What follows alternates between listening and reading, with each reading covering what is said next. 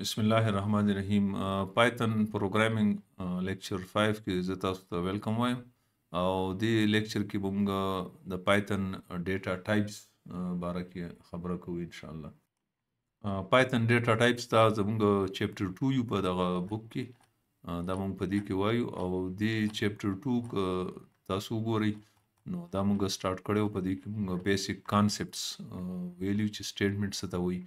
او ویریبل څه ته وایي ایکسپریشنز څه وي او اپریټرز بیا موږ ویلیو چې کمنټس موږ څنګه لیکو په پروګرام کې نو دا موږ په دې تیر لیکچر کې ویلیو. اوس موږ راځو ډیټا ټایپ ته. موږ تاسو څنګه چې ما تاسو ته مخکې ویلي چې موږ کله یو ویریبل ډیکلیئر کو په پایتن کې لکه فرض کړئ موږ زه دا ختم کوم او موږ یو ویریبل ووایو چې x is equal to 10 نو دا څه ویلیو په کمپیوټر مې کله چې موږ دا وایو x is equal to 10 نو دا ما تاسو ته ویلیو چې مخکې چې دا په کمپیوټر کې دغه کم سلاټس دي نو په دې کې یو یا دوه یا څلور سلاټس چې نو هغه دې ته الوکیټ کړي او دا څومره سلاټس یا څومره بایټس به دې x ته الوکیټ کوي نو دا ډیپینډ کوي د دې x په ډیټا ټایپ باندې چې دا کوم ډیټا ټایپ دی. نو نن موږ وایو چې مختلف ډیټا ټایپس چې موږ په پایتن کې کوم دي نو هغه کوم یو دي. نو دغه ډیټا ټایپس چې موږ وګورو نو په دې کې موږ سره ډیټا ټایپس یو چې دی نو سټرینګ ډیټا ټایپ دی چې هغه ته موږ str وایو یا سټرینګ ورته وایو. بیا چې دی نو موږ سره نومیریک ډیټا ټایپس دي لکه نومیریک ډیټا ټایپس هغه دي چې موږ پای کې موږ نومیریک ویلیوز لکه نومیریک ویلیوز 2 سٹور کو یا 2.5 سٹور کو یا 100 سٹور کو دا نومیریک ویلیوز دي. نو دې ته موږ نومیریک ډیټا ټایپس وایو او په دې کې انټ او فلوټ او کامپلیکس ډیټا ټایپس سره دي. دې نه علاوه موږ سره سیکوینس ډیټا ټایپس دي. فرض کړئ موږ سره لیسټونه سٹور کول یو لیست موږ سٹور کول نو هغه موږ سره سیکوینس ډیټا ټایپس دي ته وایو او پای کې موږ سره درې ډیټا ټایپس دي چې وایي کې لیست ټوپل او رینج دی او بیا موږ سره میپینګ ډیټا ټایپ دی چې موږ ډکشنری ورته وایو. نو دغه ډیټا ټایپس دي. بیا سیټس دي موږ سره بولین ټایپ چې پای کې موږ ټرو اور فالس ویلیو پکې موږ اچو لکه فرض یې موږ ولیکو چې پاس از ایکول ټو ټرو یا پاس از ایکول ټو فالس نو بس دې کې صرف موږ دا ټرو او فالس ویلیو اچولی شو. نو همدغه شانتې موږ سره باینري ټایپس دي او یو موږ سره ډیټا ټایپ دی نن دا مطلب دی چې موږ سره دا د دې ډیټا ټایپ ډیفاین نه دی.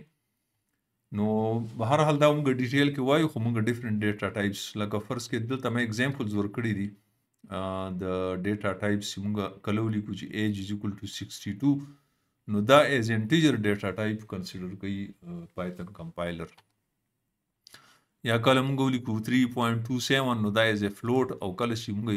یو نوم سٹور کول غواړو یا یو اډرس نو هغه موږ په ډبل کوټس کې لیکو او که موږ داسې ویلیو چې هغې ریزلټ یا ټرو یا فالس وي نو هغه موږ په بولین ډیټا ټایپ کې نو دا موږ سره که تاسو وګورئ نو موږ ډیفرنٹ ایگزامپلز د انټیجر فلوټ او د سټرینګ استعمال کړي دي. اوس موږ راځو چې موږ د کیبورډ نه به انپوټ څنګه اخلو په پایتن لینګویج کې لکه دا هم موږ دلته کې ورکړو. فرض کړئ موږ یو سمپل پروګرام لیکو چې x is equal to 10 او y is equal to for example 100 او موږ بیا یو ویریبل لیکو sum is equal to for example x plus y او بیا موږ لیکو print for example د لیکو f sum is colon او بیا موږ لیکو sum. نو دا پروګرام که زه رن کړم نو دا ماته 110. اوس که دې پروګرام کې زه څه بله ویلیو اچول غواړم دغه ویلیو به زه دلته پروګرام کې دننه چینج کوم او دا دې ته ویلی شي هارډ کوډینګ. نو دا یو ښه خبره نه ده چې موږ یو داسې پروګرام ولیکو چې اوس دا پروګرام که زه یوزر ته ورکوم نو یوزر ته خو زه پروګرام نه ورکوم هغه ته خو داسې زما یو انټرفیس پکار دی چې هغه یوزر د کیبورډ نه انپوټ واخلي او دا دوه ویلیوز انټر کړي. نو دلته کې به زه داسې یو پروګرام فار ایگزامپل لیکم چې هغه د کیبورډ نه یو ویلیو واخلي او په دې ویریبل کې واچوي.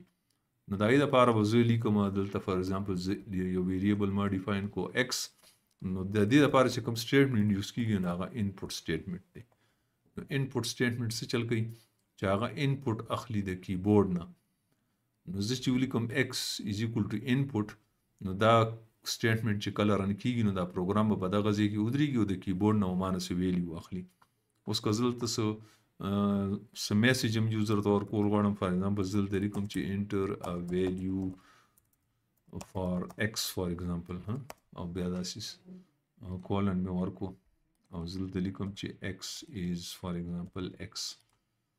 نو دا پروګرام څه چل کوي چې د کیبورډ نه یو ویلیو x اخلي او هغه په سکرین باندې پرنټ کوي. نو ځکه دا پروګرام رن کوم نو ګوره چې دا ما کله رن کو نو دی ما ته ولیکل چې انټر ا ویلیو فار x او کرسر دلته ودرېدو. نو دلته چې زه څه ویلیو ورکوم فار ایگزامپل ما ویلیو ورکړه 10 نو ده په دې دا 10 راواغستو د کیبورډ نه او په دې میموري کې ویریبل x کې واچولو. ځکه دا پروګرام بیا رن کوم او دلته ورکوم 100.45 نو دغه ویلیو راواغسته او په دې کې واچوله. اوس دلته ما ډیټا ټایپ نه دی ډیفاین کړی او چې کله زه انپوټ ورکوم نو دې کې دی دغه ویلیو اچي. که فرض کړئ دا پروګرام ما په دریم ځل رن کو دلته کې ما فار ایگزامپل ورکو علي نو دغه علي راواغستو په دې x کې واچولو بیا ماته د په سکرین باندې ډسپلی کو. نو دا مونږ اخلو انپوټ د کیبورډ نه. د کیبورډ نه مونږ اوس که زه یو داسې پروګرام لیکل غواړم چې پای کې زه وایم چې دوه ویلیوز دي د هغه نه انټر شي y is equal to for example input او زه دلته ولیکم چې enter a value for y دا زه دوه ویلیوز انټر کوم او بیا زه لیکم چې for example z is equal to x plus y. دا زه په دې ویریبل کې اچوم په z کې یعنی دا زه دواړه جمع کوم او زه دلته لیکم چې sum is او دلته زه لیکم z. راځي چې دا پروګرام وګورو چې دا څنګه دا آوټپوټ سره راځي. نو زه چې کله دا پروګرام رن کوم نو دې ماته چې انټر دی ویلیو فار x نو زه ویلیو ورکوم فار ایگزامپل 55 او بیا دې ماته وی چې انټر دی ویلیو فار y زه دلته فار ایگزامپل 60 ورکوم. دا چې کله زه انټر کوم نو دا پکار دی یا دلته کې زه فار ایگزامپل 4 ورکوم نو پکار چې دې ماته 59 راکړي. نو چې کله انټر کوم او د ماته 554 راکوي دا د اډ نه کو. نو دې کې څه مسله ده په دې پروګرام کې څه مسله ده دې پروګرام کې تاسو ګوري دا 55 دی او دا 4 دی. دا ما لیکلي دی x is equal z is equal to x plus y. دې پروګرام کې مسله څه ده؟ دې پروګرام کې مسله دا ده چې کله زه 55 انټر کوم نو دا د as a string واخلي. دا د انټیجر په تور باندې دی وانخلي بلکې د string په تور باندې واخلي. لکه تاسو داسې اگزامپل درکولی شم چې فرض کړئ زه دلته ولیکم حیدر په x کې او په y کې ولیکم علي نو ده ماته دا رایوځای کړه او دې ته ولیکل حیدر علي. نو همدغه شانتې دی دا کله چې زه ته ویریبلز ورکړم فار ایگزامپل زه دلته ویریبل ورکړم 33 او بیا 44 نو دی بیا دا کنکټینیټ کې دی دا ایډ کوي نه ځکه چې دی دا انپوټ کله ورکړي نو دی دا ایز ا سټرینګ اخلي او سټرینګ په دې x کې اچوي. نو زه کله چې دلته راشم نو دا ما دلته کې اگزامپل ورکړی دی. نو دا اگزامپل اگر چې ما د ډیویژن ورکړی دی نو اوس به دا مسله موږ څنګه حل کوو؟ دا مسله به موږ حل کوو په یو سلوشن باندې هغې ته ویلی شي کاسټینګ. او کاسټینګ څه ته وایي؟ کاسټینګ دې ته وایي چې یو ډیټا ټایپ ته کنورټ کړي په بل ډیټا ټایپ کې. کاسټینګ کنورټ one data type to another. لکه فرض کړه ته دا 33 دا ستا ایز سټرینګ دی او دا ته کنورټ کول غواړي انټیجر ته نو دا انټیجر ته څنګه کنورټ کی؟ نو دا انټیجر ته داسې کنورټ کیږي چې فرض کړه ته ولیکې چې x is equal to او دلته کې راشي انټیجر یعنی دا کنورټ کړه انټیجر ته. نو دا به زه داسې کنورټ کوم چې زه به په دې کې داسې لیکم چې لکه فرض کړه زه بیا دې کوډ ته ځم x is equal to لکه ما ورکو په دې x کې به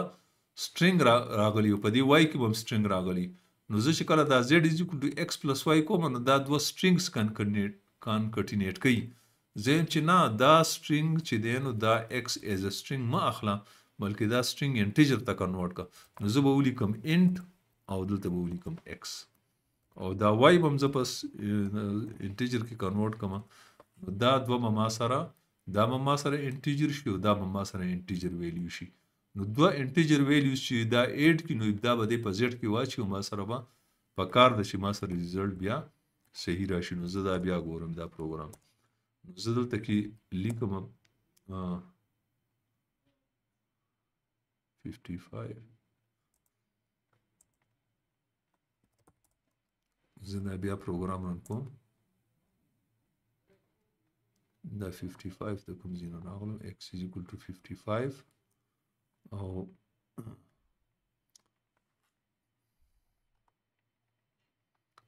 sorry x value زه ورکوم for example 44 او د y value زه ورکوم for example 30 نو دې ماته 74 چې دی راوستو نو دې ته ویلی شي کاسټینګ ویلی شي چې زه کله یو ډیټا ټایپ کنورټ کوم بل ډیټا ټایپ ته په دې بوک کې چې کوم اگزامپل ورکړی دی هغه به زه دلته کاپي کوم تاسو ته به هغه زه وښیم چې هغه څنګه دی نو بیا به تاسو ته نور کانسیپټ کلیر شي لکه فرض کړئ زه دا ولیکم چې